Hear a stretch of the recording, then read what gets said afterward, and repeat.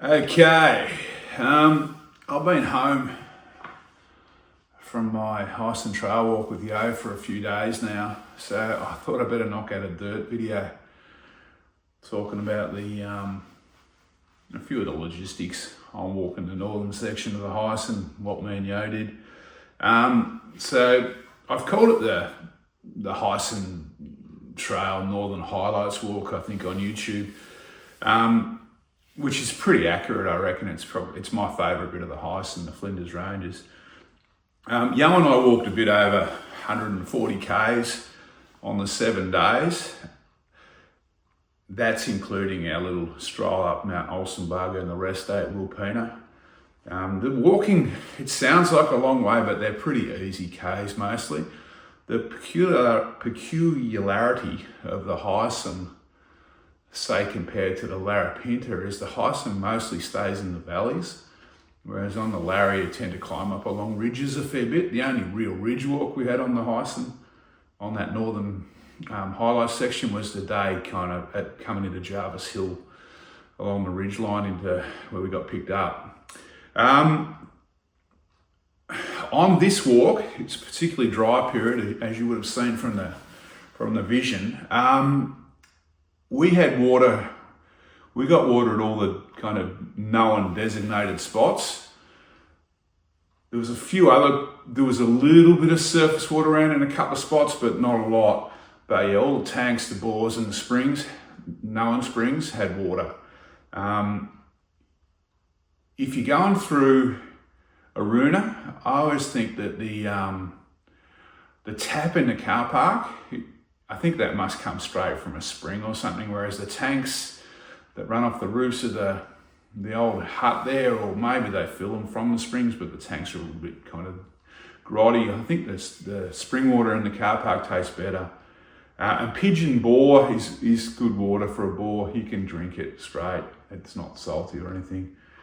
That's in my opinion anyway. The Heysen Trail through the Flinders and down to Hawker, from Parachuna down to Hawker, is pretty well marked and maintained. The only issue is you need to concentrate. I mean, look, it's not a big issue, but you just need to concentrate a little bit on the track markers when you have to leave a creek or shortcut a creek.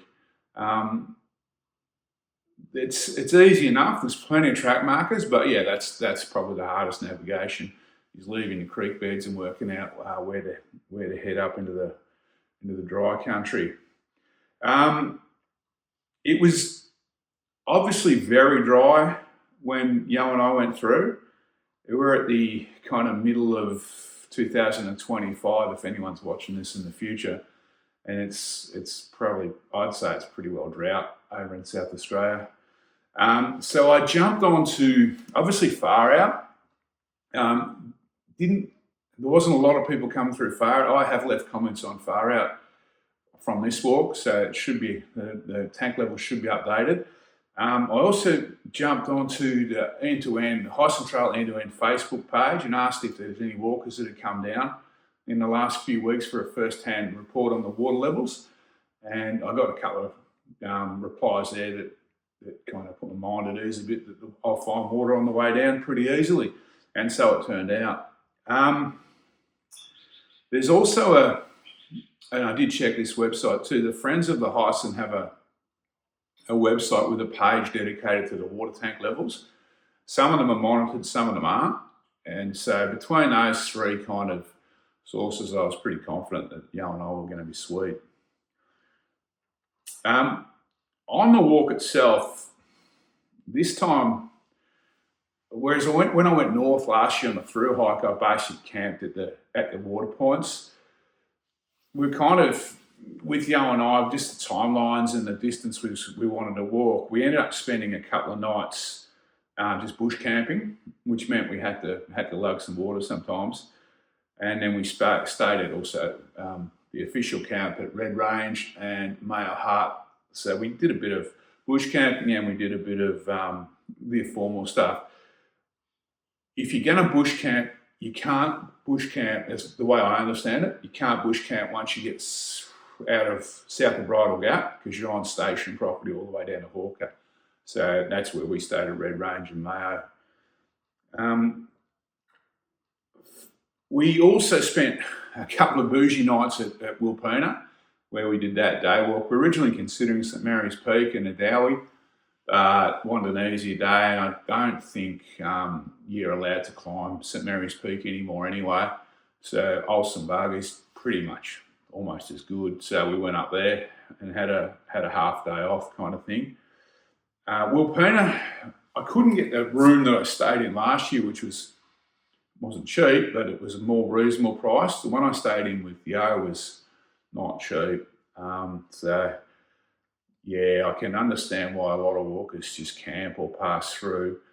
There's an IGA at Wilpena if you want to top up your supplies if you're heading up or down. There's camping gas there, and there's like dried, like continental. There's a bit of, ramen, that kind of stuff there. There's no freeze dried or specific hiker meals there, but there is gas if you want the screw-on canisters. For navigation on this walk, I've been through it before and I've walked some of the tracks more than once, but you still need nav. So I had FarOut, Yo had FarOut, I had AllTrails. I'm not sure I think Yo's got AllTrails, and I also carried the Heysen Trail topos, the two northernmost sheets. It was more than enough for this walk, but I'm a bit of a dork when it comes to maps. I love just looking at them and, sitting around camp at night and we look where we're going tomorrow. So, it didn't worry me just to have the two topos with me. So now getting to and from, because we were on a section hike, obviously we had to get to and from the walk, in one direction. We stayed last year. I used Tiny, but he's at Corn, but he's not doing it anymore, doing transfers anymore.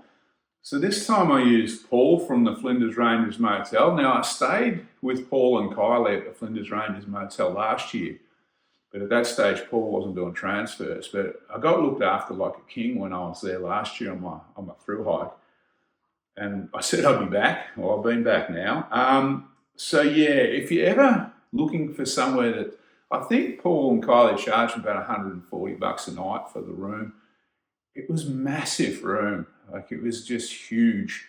We stayed there once. We stayed there on the way up and on the way back after Paul picked us up on the way back. Look, highly recommend it. The rooms are huge, clean, reasonably priced. Paul and Kylie will go that extra mile just to help hikers.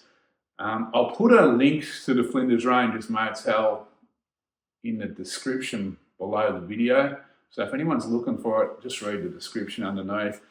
Paul will do transfers. I know he dropped us off at Parachilna and picked us up at Jarvis Hill. I'm sure he's reasonably flexible. He'll go to a lot of other places. I know he's picking people up at Port Augusta and can take them up to the start of the trail. So yeah, met us at the end of the walk with a Gatorade and a chocky bar, which is always a good thing, before Yo and I hit the pubs. All right. As far as gear goes on this northern highlight section, so we're talking the Flinders Ranges it was May, late May, almost June. It's getting cold at night. The nighttime temperatures were getting down close to zero. They were all above zero, but it was getting close. Daytimes were probably in the either low 20s, around 20. I think it got a bit cool for a couple of days there. Maybe it dropped down to 16.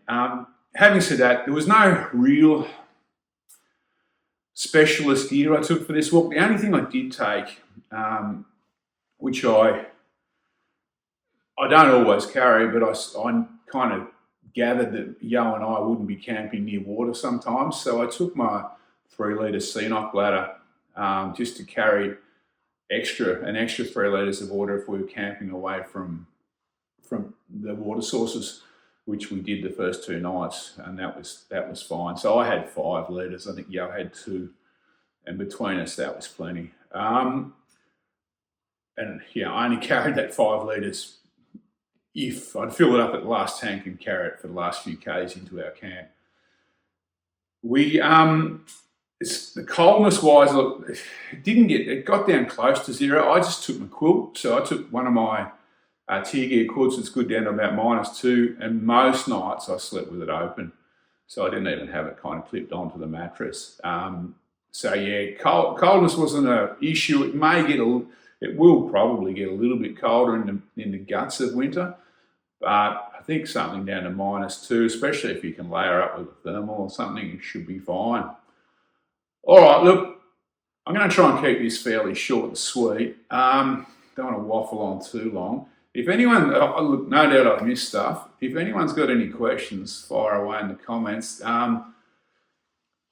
As you see this, I'm probably walking the Great North Walk, so up in New South Wales. So I may not be able to get back to questions straight away, but I'll do my best to get back as soon as I kind of get back into civilization. All right, take care, and thanks for watching it, and I'll catch you on the next one. See you later.